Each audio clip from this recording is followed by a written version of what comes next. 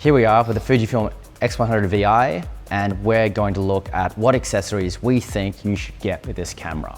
And this guy has been, I guess, widely awaited. The previous model was so popular, it's been hard to get your hands on. So it's kind of exciting to be opening this guy up. Boom, little instruction manual, not much to it. Boom, oh, here we go. As you can see, there's less packaging for this camera. Now that means there is no external charger that the camera comes with, but we'll talk more about power options because I always like to have an external charger. Lug protectors so you don't scrape the sides of it, and a battery. And that's kind of it. Let's have a look at some filter options to get the most out of your X100 VI. First we have the X100 Nissi cap, lens, hood, and filter. So these all fit together to kind of protect it. The big thing with these cameras is because the lens is inbuilt, if you damage this, it's gonna be a very expensive fix. So we really would stress that this is probably the main accessory we would recommend. Clips in nice and easy. We'll kind of clip that on.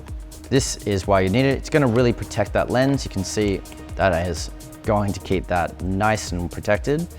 And then this is a really beautiful little hood and just kind of goes on like that. Ooh. And it's nice that it's made out of metal. It feels really solid. Boom. And that looks really nice. Like it's not it doesn't feel like it's obstructive. That filter fits on, no need for extra adapters, great. So we're gonna show a few other filter options we'd recommend with this camera as well. If you don't wanna get the whole filter kit, the awesome thing is they do have just a UV filter that fits directly on the camera without need for any adapters. The disadvantage with this one is you cannot use other filters. This one has a thread. So this is the Nessie MC-CPL. It's a circular polarizing filter. It's really going to help remove reflections, which you can probably see in this, you're getting a few of. And it's also going to increase contrast because it's removing those kind of like areas that are getting like light filtration that is kind of annoying to look at. So black mist filters are kind of going to do the opposite to the previous filter. Really with a black mist, you're actually lowering the contrast of a photo. You're kind of softening it a bit because often the thing with these cameras being such higher resolution now, they feel a little too digital. So this kind of gives it a bit more of a filmic effect. Really do like this, really easy option. Next we have a magnification filter. So this will allow you to get closer. And the reason this is really useful is if you want to get closer with a camera like this, it's kind of the only way to do it because you can't change the lens. So it's a really good option. It comes in a cute little carry case as well, which is awesome. This little guy has a very vintage feel, but the other obviously most important thing is it allows you to get nice and close. The good thing with all these Nissi adapters is they all work with each other. We have not needed any adapters. We've kind of stacked them all on and we're still good to go. Video features in this camera are fantastic, but even with a built-in ND system like this has, often it is great to kind of be able to add a bit more. We have ND Vario from Nissi. So Vario 1 to 5 stop ND filter. So this allows us to kind of adjust the amount of light coming with the lens through the camera without playing with the settings at all, which is great. With the capabilities on this camera being like really good for video, it's great to have more options in terms of how you kind of like shape the light. Yeah, so it comes with a spare adjustment knob just in case you misplace one, which is great. Let's now look at a few power options for the X100 VI because that's really important. So this is the MPB4 from Nitecore, and it's actually pretty waterproof, IP68 rating. So that is going to be able to cop a bit of a beating, and it's 20,000 milliamps. So this will hold a ton of charge. The standard battery for this camera is about 1,100, so 20 times over. This pretty much will charge your camera, which is awesome. The other thing is it will do your phone. It also does my laptop. I use a MacBook Air, which is nice and compact. This little guy has a ton of different battery options. As you can see, USB, micro USB, USB-C, and USB-A out, which is great. So you can charge using a variety of different cables, which is awesome. It comes with a cool little carrying case that protects it as well. The carry case has a bunch of straps on it, which is great. I usually strap it to my tripod leg, so if it's charging something, it's out of the way. We have just a standard Fujifilm MP-W126S, which is what this camera takes. Obviously really important. One thing with mirrorless is they're often pretty battery hungry. This camera, fortunately, is one of the less kind of power hungry, but having a few spare batteries when you're charging can be really important. nothing worse than running out of juice. We also have dual kits from Harnell, which is great. These twin packs carry a 2-year warranty as well, which is awesome. For this guy, we have a Nightcore charger. It's a USB-A inbuilt, which is great, makes life nice and easy. Slips right in.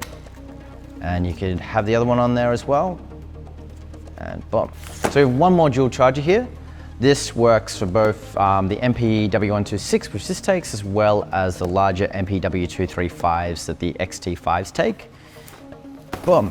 So this last one is the ProCube 2 from Harnell. Now this one will be quite a bit faster because it is directly into a wall socket rather than USB. Just so you can see, really easy to change the plates. Boom, it clicks straight out.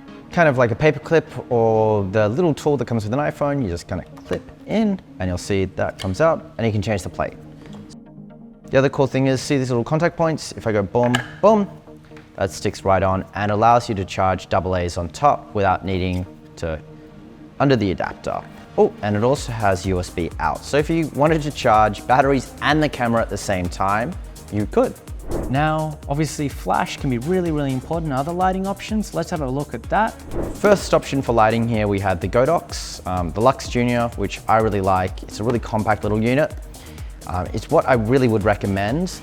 Nice little compact flash option and just goes straight into the hot shoe here.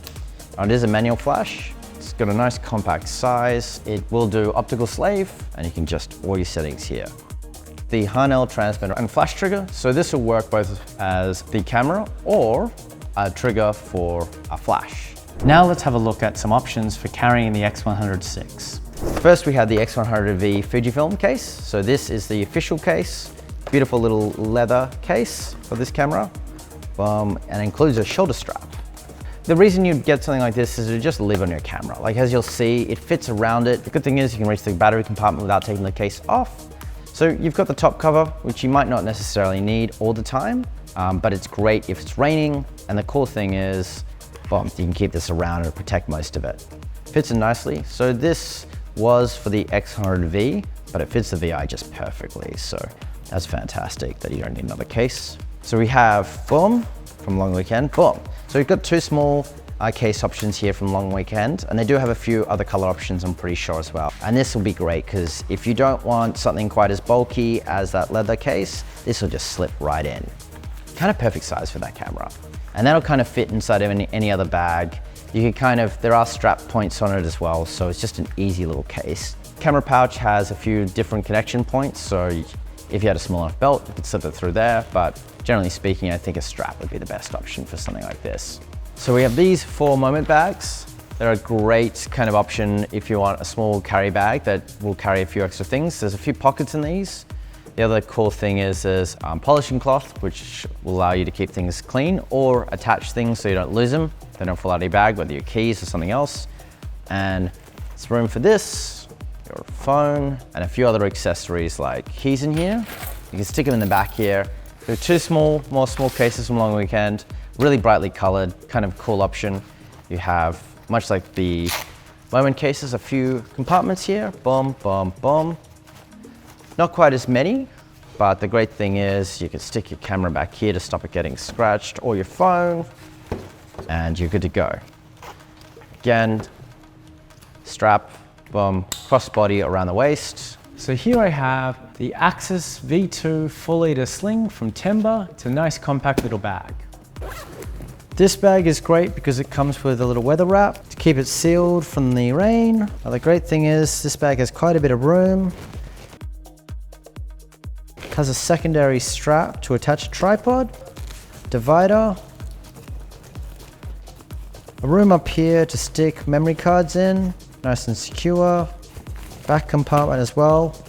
It's got quite a bit of padding, and the nice thing as well here is that when it's sticking against your body has this netting that means that air gets through so it doesn't stick to you and get sweaty.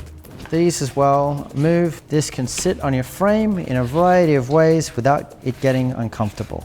It has a few carry options. You can attach a tripod to the front here with these rivets you've got along the bag or along the bottom.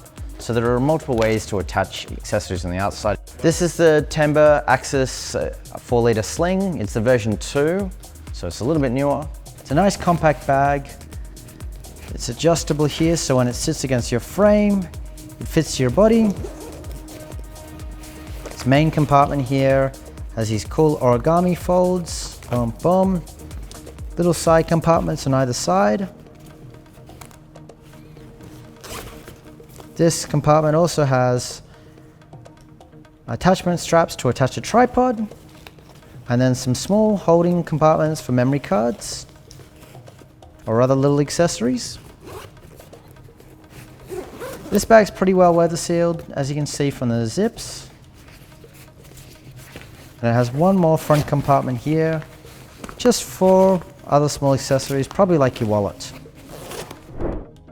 Okay, so let's look at some screen protector options. Now I've got 4 options here. 3 of these are glass. Now glass is great because it tends to be pretty tough, but the thing is when you do put a little too much force on it, it will crack. So this is the one from Kenko, made in Japan, and it's a great option. Kenko do a lot of accessories and they do a really, really good job. So the thing I like most is this LCD film guard for the X100s, and that's because there's no glass in it. It's just a plastic coating, which means that it's not going to crack when it gets bumped too hard.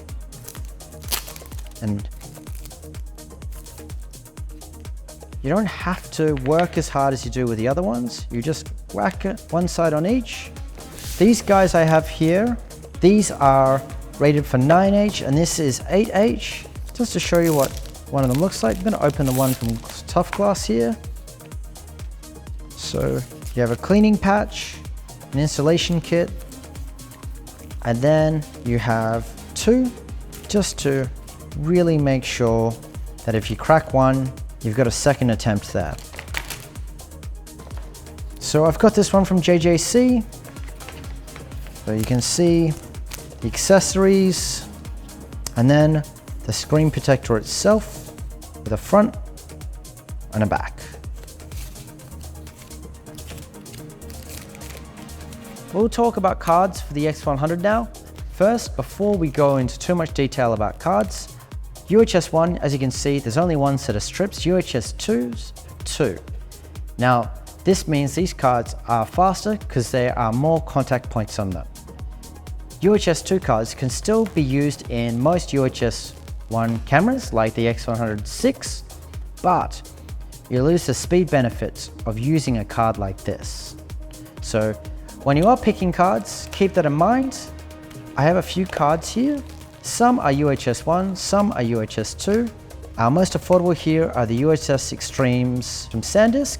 Now these cards are probably the slowest of the bunch. Now you'll see the read speeds on these are up to 180 and up to 280 for read. Now the write speed's the more important thing, and you'll see on the back here, these are up to 90 and these are up to 210.